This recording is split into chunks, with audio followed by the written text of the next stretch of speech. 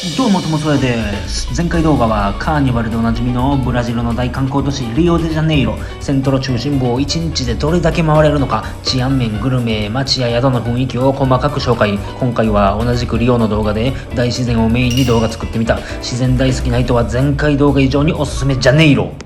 ブラジルのリオデジャネイロ大満喫。どうもともさチャンネルです。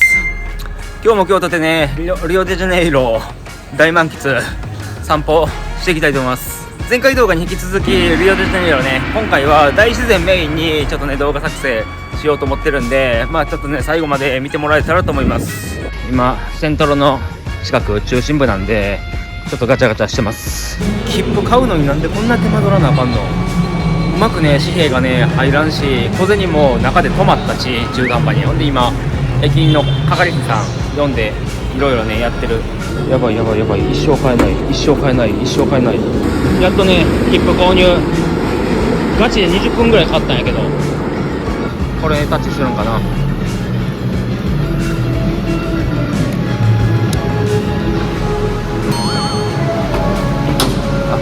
これか。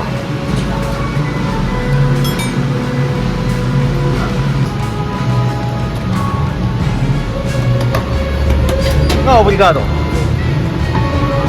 初から最後までやってもらったわ、駅員さん。切符買うのめっちゃ苦労した。20分ぐらいかかったし、紙幣入れたら帰ってくるんですよ。紙幣入れたら帰ってくるの繰り返しで、小銭入れたら中で止まるみたいな。中で止まるんで、小銭を押し込むための長い棒みたいなのが必要。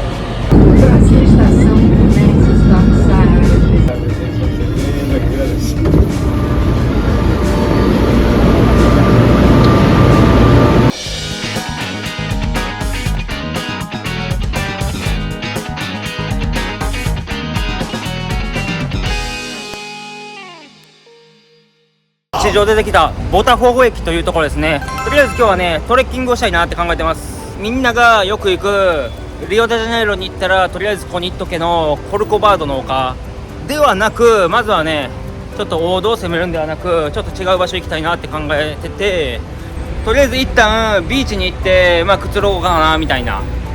電車の中座ることできなかった、ちょっと腰痛いんで。到着プライアでボタフォーゴビーチ。このビーチのメリットなんですけど、リオデジャネイロで王道のコパカバナナビーチっていうのがあるんですよ。めっちゃでかい、めっちゃではないんかな。そのビーチと比べたらでかさに関しては足元にも及ばんけど、ここはね湾になってて、目の前に今からトレッキングするポンダースーカルっていうでっかい岩を見ることもできるし、たくさんのね船の景観が綺麗かなみたいな感じ。あとはね人気ではない分のんびりすることができる。ちなみになんですけど、ポンジャースーカル目の前にある岩山なんですけど、ロープウェイ結構通ってるじゃないですか。基本的にみんなロープウェイで登るんですけど、僕はねこの足で登るんで歩いていくよ、もちろん。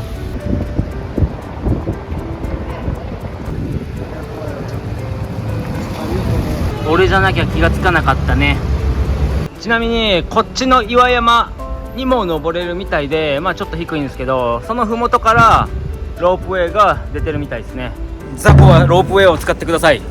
侍魂を持った変態は歩いて登ります。ちなみにこの岩山の麓にあるビーチがプライアベルメーリャ。ポルトガル語のベルメーリャは赤いっていう意味ですね。どの辺がちょっとね赤いのかどうかは分からんけど、ほんまにこじんまりしてるビーチやけど人がめっちゃおる。いや寒いと思うけどな。普通に今現在7月なんで、こっちで言ったら冬なんですよ。冬やけどこんな感じでね泳ぐことができます。気候的にね暖かいんで。かなりのラテンアメリカ大西。イチャイチャしやがって、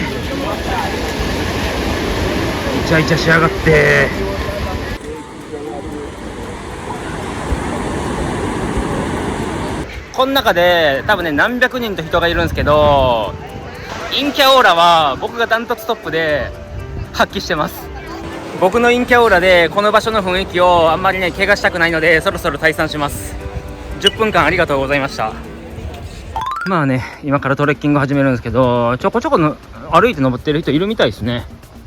ヘビがたまに出るみたいです。現在午前11時20分ですね。11時20分から登り始めたって感じ。ちなみにこの岩山、名前がパオデアスーカル、パオジアスーカル言うんですよ、ポルトガル語で。スペイン語だったらパンデアスーカル。意味は砂糖パンっていう意味。景色いいんじゃないですか。まだ歩いて徒歩2分だよ。ちなみにブラジルで有名な食べ物はパオデケーショ、チーズパン、パンデケーショ。ちなみにトモソーヤは顔でけえよ、顔でかいよ。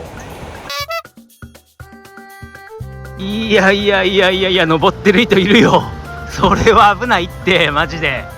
朝都度ゼロでストーン滑っていくって。こんな感じの道を本格的に登っていくって感じですね。ちょっとね、岩がねぬめってるんで危ないです。普通にこうやって片手で携帯持ちながら登っていくんは。ワンピースのルフィだったら俺の夢は海賊王になる男だって多分言うと思うんですけど、僕は今俺の夢は岩山の頂上でコーヒーを飲むことだです。そんな感じでね、ぜいぜいははぜいぜいはは言いながらね、どんどん進んでいくって感じですね。パンジャースーカル、この岩山のね名前が付けられた由来なんですけど、もう単純に岩山のね丸みを帯びた形が砂糖のパンの形に似てるかららしいです。マジで単純ですよね。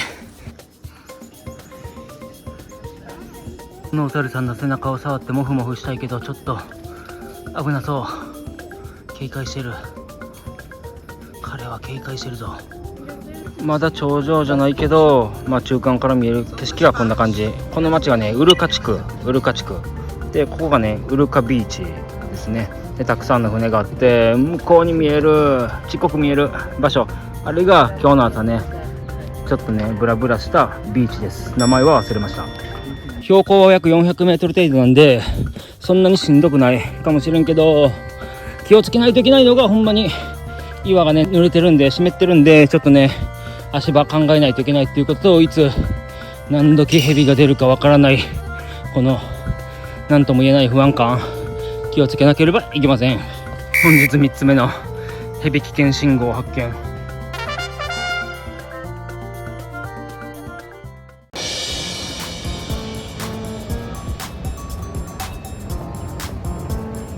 たくさんのちょっと大きめミツバチちゃん、クマのプーさんには気をつけてね。なんか頂上に到達したっぽい。モロダウルカ、ちょっとなんか勘違いしてたんですけど、ここモロダウルカスはで、こっからロープウェイで向こう側の岩山に渡ることができるんですよ、金払って。で渡った先がポンジャースーカル。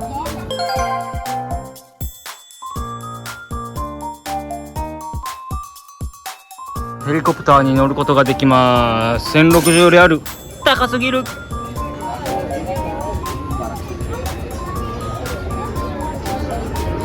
ちなみにポップコーンはポルトガル語でピポカって言います。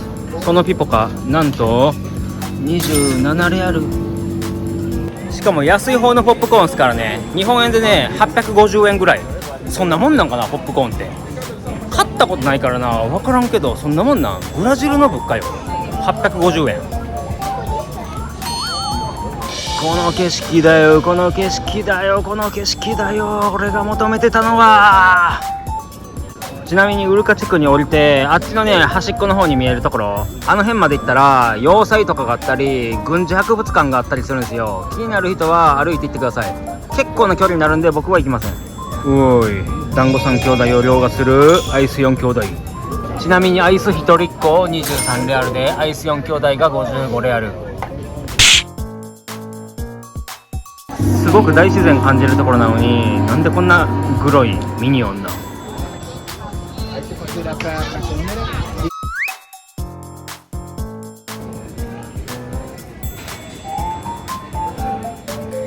ロープウェイを使ったらね、向こう側のねポンジャースーカルに行くことができるんですけど、結構ねお金かかるんでね、もう諦めます。お金を使わない範囲でどれだけね楽しめるかっていうのを前提とした旅なんでね。降りるのもロープウェイ使ったら簡単にね降りることできるんですけど、それもちょっとお金かかるんでね、節約の大切さっすよね、僕の動画で教えているのは。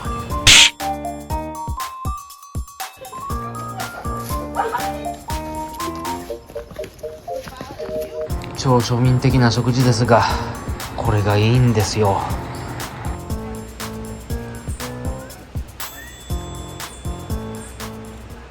そしてまた海を見に来たよ。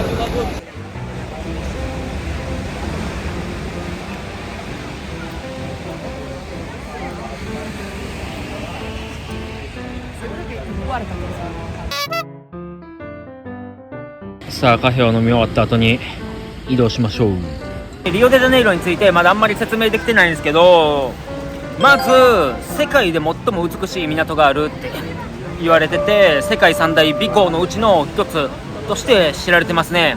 で残りの2つは和歌山港と徳島港であってほしいです。なぜなら大阪から実家帰るときによくフェリー利用してたんで、南海フェリーね。であと世界中で愛されてる音楽のジャンルボサノバの聖地でもあるんですよ、リオデジャネイロは。ボサノバって言われてピンとくる曲何かな、コメント欄で教えて。あとはこのチジュカ国立公園だったかなっていうのがあって、それが世界の中でもギネスとして選ばれてるんですよ。世界中の中で最も大きい都市内森林公園みたいな感じで言われてます。例えば、分かりやすく言うと大阪の緑地公園的なやつ。ほんまプチどうでもいいことなんですけど、今僕ボクシングのシャドーイングこんなんやってたんですよ。ボクシング経験ないのに、適当に。そしたら目の前におった警察官がちょっと笑いながらこうやって両手上げた。もう普通にみんなよくていくのが面白いよ。暇なんでね、民族博物館っていうところにちょっと来てきました。エントラールグラティース。やっぱ入場無料がいいよね。こういうのちょっとワクワクするよな。こういう博物館を求めてるんだよ、世の中の男性は。インディヘナの人々も綱引きするんやな。なかなかの発見だ。なんか弓矢見ただけで終わったんやけど、弓矢見て外出て壁になんか展示されてるちょらほらした写真見ただけで終わった。マジで所要時間5分。こんなに早い美術館初めてや。次入ろうとしたらそっちちゃうみたいな、もうそこで終わりや言われて、マジでこんだけみたいな感じ。ブラジル体系民族バージョンの前田敦子。そして本日2回目のちょっとね展望台行きたいなって考えてるんですけど、そこ行くためにはファベーラ通らないといけないんですよね。うわ目の前に見えてるわ。もうこれ通るのはちょっと厳しいって。でそこ通ったらちょっとね展望台の行けるんですけど、ちょっとね治安がどうしてもね悪いっていうのを超えてる。リオデジャネイロのファベーラ治安悪い以上のね悪すぎる。なんで行けるかどうかわからないですけど、ちょっとね見に行きたいと思います。これですね、これ。はい、怖い。登るんだったらこのインフォメーションでギアつけろ言われましたわ、街の人から。危ないから入らんかったっすわ。なぜかというと、なんか危険とかそういうのじゃなくて、ここはファベーラみたいな、ここはファベーラだからルールがあって、なんか歩いて登ることは認められない言われましたね。明らか観光客ですからね。ガイドがいるし、ガイドなしだったらなんかバイクタクシーで行かなあかんっていうルールがあるみたいです。そこまで使ってなんか行きたいとは思わないんで、今回はやめときます。もうめちゃめちゃ歩くけど回り道して別ルートから行く作戦に変更。こうやってね登っていくけどね、ここが危険なのかどうかが全く分からんけど、落書きが増えてきたな。危険かもしれない。怖すぎやろ。心臓ちょっとバクバクしてる。ちょっと普通に怖いんですけど、これ以上はもう動画撮影できないんで。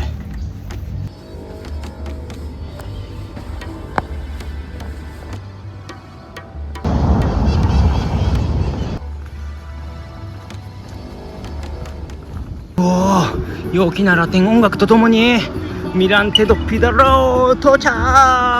絶景ですね。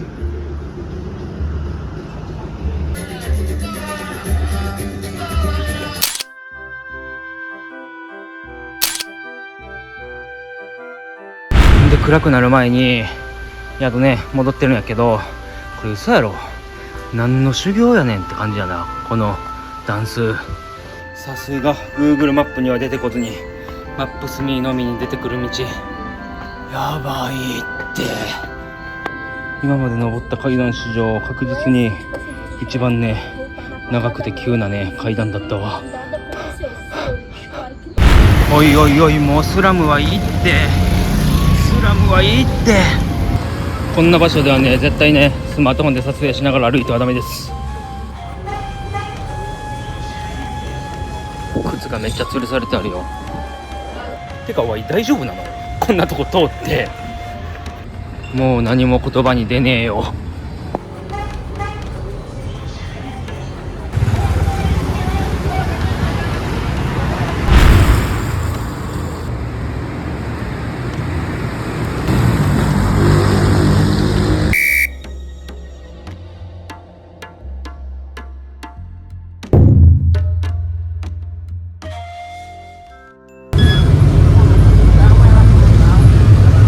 おはようございます。もう最悪すぎる。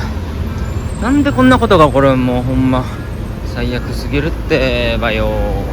間違えてバスに乗ってしまい、なんかお花の世界に迷い込んだような雰囲気ですね。ちなみに今日はリオデジャネイロの王道観光地コルコバードの丘に行きたいなって考えてたんですけど、バス乗り間違えて111のバスに乗らなあかんかったのになかなか来んかったんで、もうね我慢できなくて適当にバス乗ったんですよ。間違えました。そりゃ間違えるよねって感じっすよね。もう爪が甘いというか、とりあえずね変な場所着いたんで、公園で飯食うだけ食って、もうねメトロで移動したいと思います。メトロだったら確実なんでね、マジで最悪やわ。もう時間と金無駄にした。時間無駄にしたんが痛いな。金はいくらでもあるんで。何ハンドボールのシューティング練習でも始めるんか。朝早すぎたらたまにね正常な判断ができなくなるんで、皆さんもね気をつけてね。こんな感じで壊れたベンチを直さないのが海外って感じだよな。そして警察もねいるんでね、安心安全。ホームレスもこんな感じでたくさん寝ています。ほんなら行きますか。トモソーヤのリオデジャネイロ旅、略してトモデジャネイロ旅、引き続き2日目も頑張っていきたいと思います。こんなトンネルの中通っていいんかどうかわからんけど、もうねスラム街横切るんだったらこっち通った方がね全然マシ、全然安全。もうねすぐ近くにスラムがある。とにかく歩いてるとこ。はい、やっとついにパルケラージェ到着って言いたいけど閉まってるし、もうだるいってマジで。握手じゃのウェルカムラージェ公園到着。うわーすごいね。もうね握手の連発、なんとかたどり着いた。なぜねこのねラージェ公園にね到着したかっていうと、ラージェ公園から徒歩でコルコバードの丘に登ることができます。トイレに来たらどうでもいいけど、これ蛇口統一性ないな、回すところ。現在10時です。とりあえずね説明すると、このねラージェ公園というところ8時に開くんですよ。なんで僕ね8時に来る予定だったんですよね、ほんまは。で朝早めに来て早くね登ろうかなと思ってたんですけど、まずバス乗り間違えるわ。地下鉄乗ったけど降りるところを過ぎてしまってミスったと思って、で別のところで降りたんですよ。で勝手に自分でルート決めて、このルートで行ってみようかと思って、そしたらトンネルの中通らされてだいぶ歩いたっていう。で最後の最後にはもう閉まっとるし、こんな感じかな。道がよくあって分かりにくいけど、人がたくさんおるところに向かっていけば間違いない。まさかの鍾乳洞あるんですけど、高知県の龍河洞顔負けの鍾乳洞ですね。もしかしてそんな感じで登るの？そんな服装と靴で登っちゃうの？このコルコバードのね丘に関してはね、結構前からね行きたいなとは思ってたんですよね。日本におる時からその行きたいところに来ることがねできて、まだ登れてはないけどすごく嬉しいですね。で結構ねみんなここ値段結構高いやんとかいうイメージね持ってると思うんですけど、歩いて登ったら無料っすよ。歩いて登ったら無料、楽勝。そんなしんどいわけでもないし、これがトモデジャネイロ旅。ちなみにね、皆さんね、想像はもうできると思うんですけど、丘の頂上に行ったら包容力高めのキリスト像がこうやってあって、で手を広げた全長約28メートルで、アメリカの自由の女神と向き合ってるっていう話がありますね。もうだいたい何キロメートル歩いてるとかそういうの言いたいけど、常にインターネットが使えるわけじゃないんで、SIM 入れてないんでちょっとわからないですね。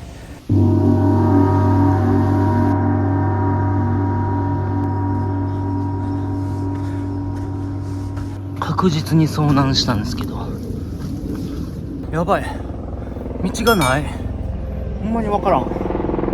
道迷った。ちょっと一回降りますわ。ルート間違ってました、マジで。結構戻らなあかん。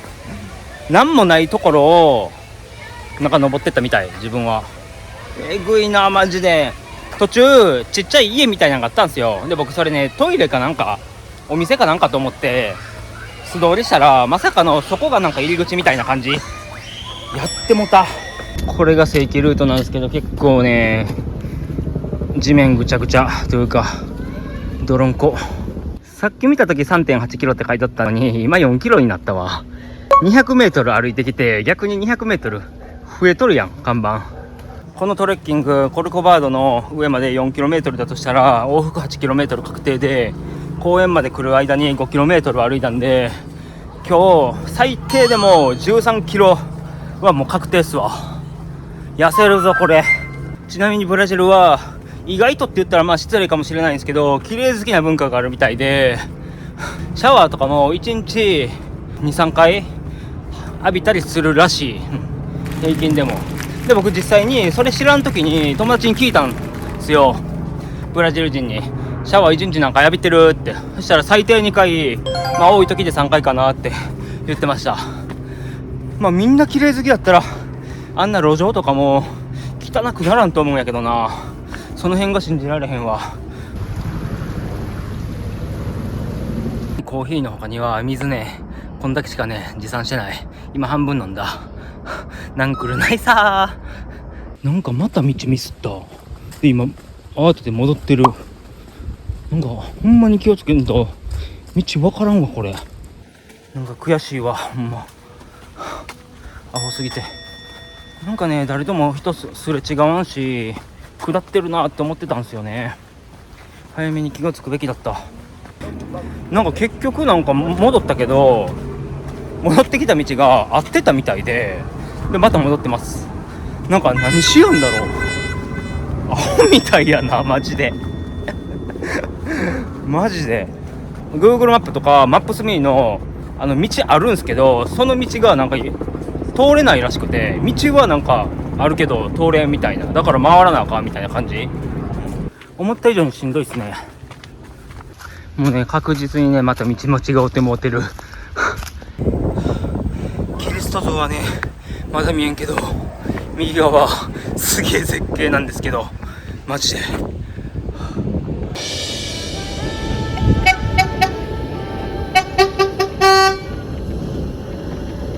ちなみにあそこに見えるのが有名なスラム街ロシーニャです。コルコバード到着ですね。あれやばいぞやばいぞ。入れるのか。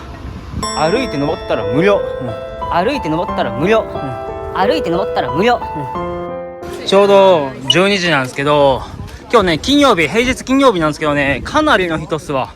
これを見に来たんだよ、これを見に来たんだよ、男の背中。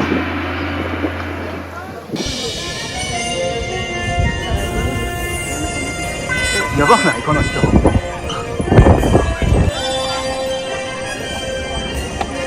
このコルコバードのキリスト像はブラジル独立の100周年を記念して作られたみたいですね。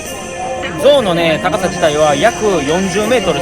まあちょっと進みながら言いますわ。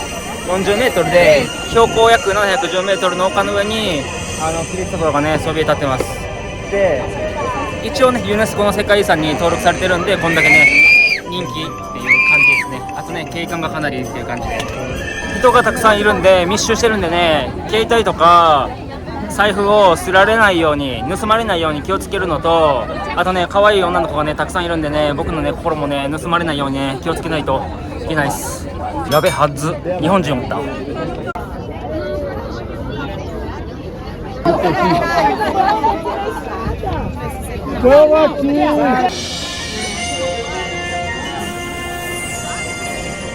昨日行ったポンジャースーカルがあちらに見えてて、でその後に登ったねミランチが多分あれで、ここにねちょっとねスラム街チックになってるあそこがファベーラです。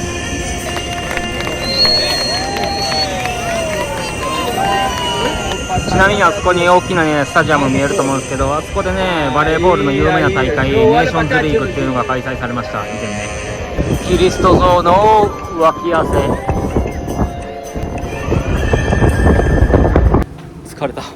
歩き疲れと人疲れ、たくさん人おったし、まあでももちろん歩いて帰るよね。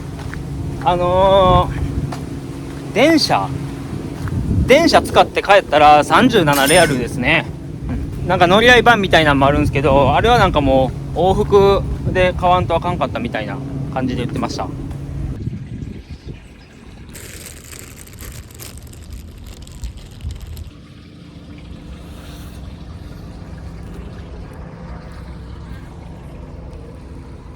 大絶景を見ながら静かなところでねのんびりとね食べるね飯がねいいんですよ。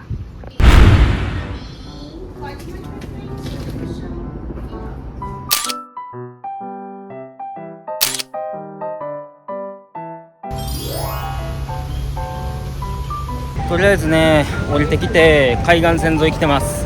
マクドナルドで Wi-Fi つなげてどれぐらい歩いたか見たら23キロでした。まあまあやな。リオデジャネイロで有名なビーチといえばコパカバナビーチではなく、ここはレブロンビーチ。まあコパカバナビーチは向こうですね、だいぶ向こう。なかなか面白い風景ですね。右側は高層ビル、そして岩山があって、その向こうにはまさかのファベーラがあるってね。でそれを囲んで綺麗なビーチがあるっていう島もあるし、なかなかいい景色だ。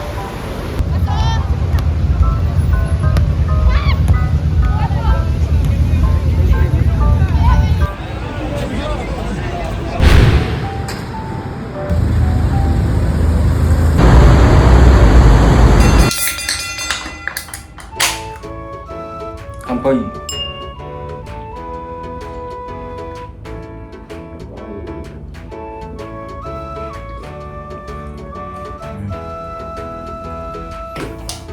しっかりした苦味ですね。まあそんな感じです。動画ご視聴ありがとうございました。まあこんな感じですよ。リオデジャネイロね、かなり見どころあるんで、ほんまに2日3日では足りないです。前回の動画もちょっとおすすめしますんで、前回の動画はセントル中心のリオデジャネイロの観光の仕方について動画撮影してるんで、そっちも参考になります。今回なんか街の雰囲気とかなかったねとか思ってる方多分いると思うんですよ。でそれはね前回の動画にビシッとまとめてるんで、今回なんですけど、まあ3日連続、1日目 21km 歩いて、2日目 22km、23km 歩いて、3日目 28km 歩いてるんですよ。なんでかなりもうね体力消耗してるんですよね。明日明後日もう一応リオデジャネイロにねちょっと滞在しようと思って、まあ宿代も安いし延泊することにしました。ちょっとね休憩したいと思います。北の方に向かっていくんで、そのためのまあちょっと準備もあるんでね、まあもちろんヒッチハイクでね向かいたいって考えてるんですよ。安上がりにするために。でリオデジャネイロ今回行けなかったとこでペードラ・ボニータっていうところがあったりとか、ペードラ・ダ・ガーベアっていうところがあって、そこも僕行きたかったんですよマジで。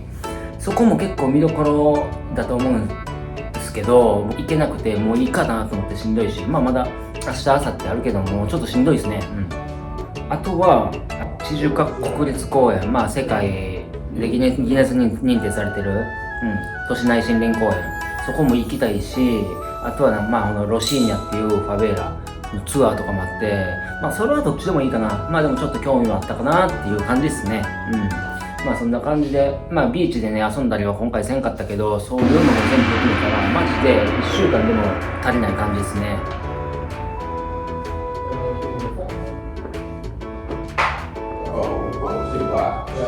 うまい。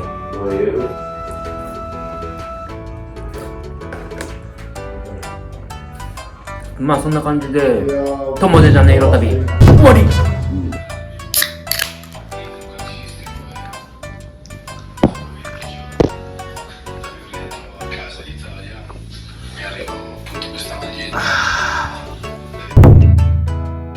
次回ともさやチャンネル。ブラジルは広いよ。さあバイア州へレッツゴー。次の目的地はバイア州の中心都市サルバドールへ。この超絶長い道のりをヒッチハイクのみでたどり着くことはできるのだろうか。これぞ泥臭いバックパッカー旅、今始まる。